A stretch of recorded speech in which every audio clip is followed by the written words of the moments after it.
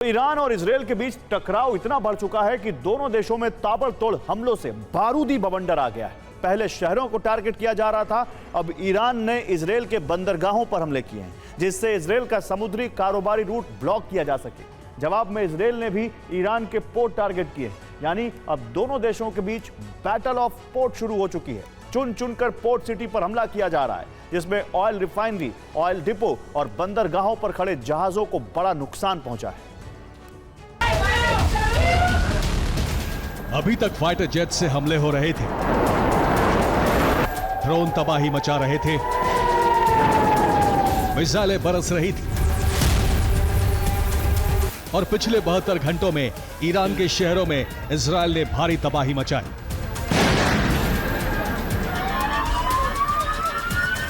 जिसका बदला लेने के लिए ईरान ने भी इजरायल में जमकर बारूद झोंक डाला। अभी तक दोनों एक दूसरे के बड़े शहरों पर हमले कर रहे थे। उसी दौरान न्यूक्लियर ठिकानों पर हमले किए गए, लेकिन अब बैटल ऑफ पोर्ट शुरू हो चुकी है, यानी बंदरगाहों पर हमले किए जा रहे हैं, जिससे समुद्री युद्ध का आगाज हो चुका है। ताबड़तोड़ मिसाइलें दोनों एक दूसरे के पोर्ट्स पर दाग रहे हैं।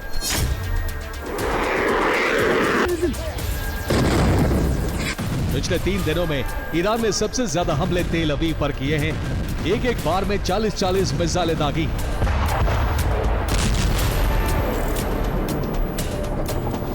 जबकि दूसरे नंबर पर इजरायल के बंदरगाहों को टारगेट किया है।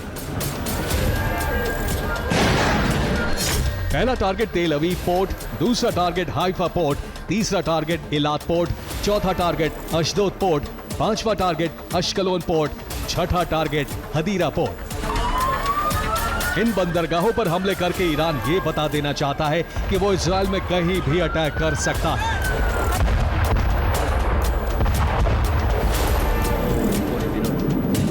इजरायल के तेल सप्लाई रूट को पूरी तरह तबाह कर सकता है।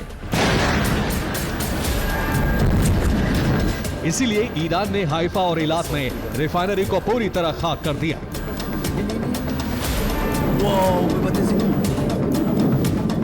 जबकि तेल अवीव पोर्ट पूरी तरह बर्बाद हो गया। जबकि बाकी बंदरगाहों पर मिसाइल स्ट्राइक की वजह से इजरायल ने सारे शिप रोक दिए हैं।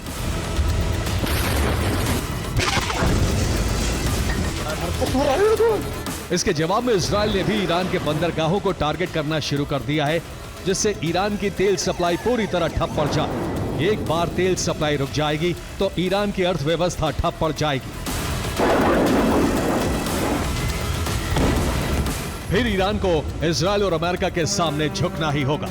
साथ ही अमेरिका फारस की खाड़ी से लेकर लाल सागर तक अपना दबदबा कायम कर लेगा, जिससे लाल सागर रूट फिर से खोला जा सके।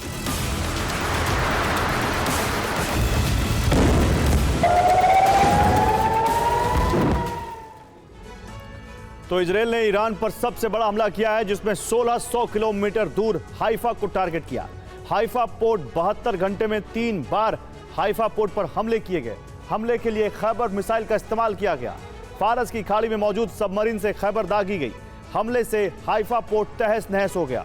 पोर्ट पर मौजूद ऑयल डिपो खाक हो गया। रडार स्टेशन और कंट्रोल रूम पूरी तरह तबाह हो गया। हथियार गोदाम हमले में जल गया। पावर ग्रिड और स्टेशन को बड़ा नुकसान पहुंचा है। मिसाइल लॉन्चिंग साइट को ध्वस्त कर दिया। पोर्ट पर खड़े जहाजों को भी नुकसान पहुंचा है। डिफेंस सिस्टम हमला रोकने में नाकाम साबित हुआ।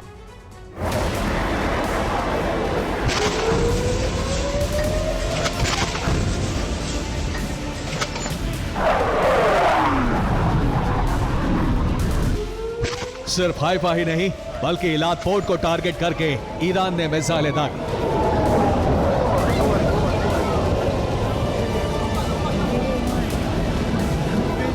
इजरायल को इन हमलों से काफी नुकसान हुआ, जिससे इजरायल बौखला गया। फिर नेतन्याहू ने बंकर में ही इमरजेंसी मीटिंग की और फरमान जारी कर दिया, जिसमें साफ तौर पर कहा गया कि ईरान के न्यूक्लियर ठिकानों पर हमले जारी रखे जाएंगे। साथ ही उसके पोर्ट को भी तबाह कर दिया जाए। जिसके बाद ईरान के तमाम पोर्ट पर इजरायल की एयर स्ट्राइक शुरू हो गई। रात के अलावा दिन में भी हमले किए गए।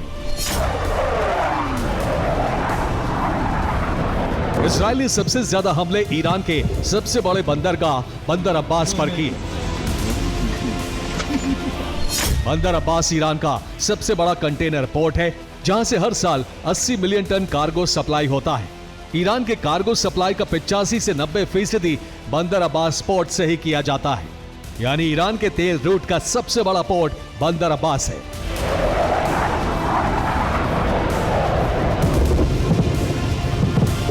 इसीलिए इजराइल इसे तबाह करने पर आमादा है। इसके अलावा बंदर अंजाली और फारस की खाड़ी में मौजूद बशीहर पोर्ट पर भी हमले किए गए।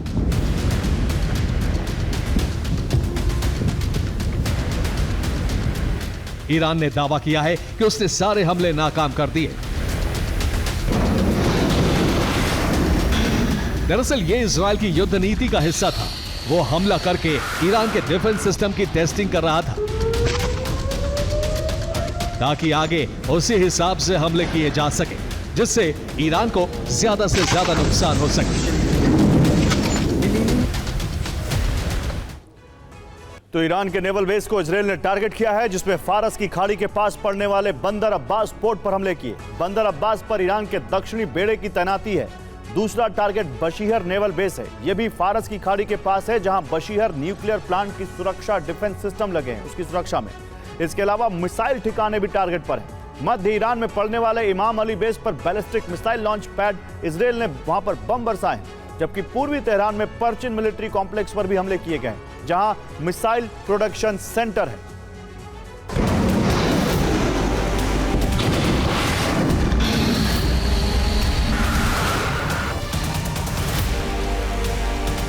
ईरान के डिफेंस सिस्टम ने इजराइल के हमले नाकाम कर दिए, लेकिन ईरान के हमलों के सामने इजराइल के 3 लेयर डिफेंस सिस्टम की पोल खुल गई।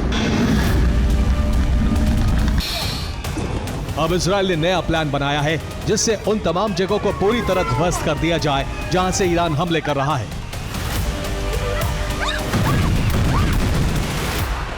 पिछले 24 घंटे में इजराइल ने मिसाइल लॉन्चिंग साइट और सैन्य ठिकानों को टारगेट किया। साथ ही ईरानी सरकार के मंत्रालयों के दफ्तरों को जलाकर बता दिया है कि वो पूरे ईरान का संहार करने के लिए बेचैन है। कुछ घंटे पहले जो हमले किए थे, उसमें पोर्ट के अलावा एयरबेस को भी निशाना बनाया गया। तेहरान में मौजूद मेहराबाद एयर स्टेशन पर हमले किए गए, जहां फाइटर जेट हमले के लिए तैनात हैं। इसके अलावा हमादान में शाहिद नौजे एयरबेस को भी टारगेट किया गया, जिससे इजराइल के डेमोना बेस पर ईरान हमले करने वाला था। साथ ही पश्चिमी ईरान में मौजूद केरमान और तबरीज एयरबेस पर भी हमले किए गए, जहां ईरान ने रूस से मिले जेट की तैनाती की हुई थी। अब ईरान ने पहली बार आधिकारिक तौर पर हाइपरसोनिक मिसाइल से हमले की बात कही है। साथ ही धमकी भी दी है कि इजराइल ने हमले नहीं रोके तो ईरान अपनी हाइपरसोनिक मिसाइलों के जखीरे को खोल देगा, जो इजराइल के हर कोने में बारूद बरसाएंगी, जिससे इजराइल थर्रा उठेगा। Bureau report, TV9 Bharat.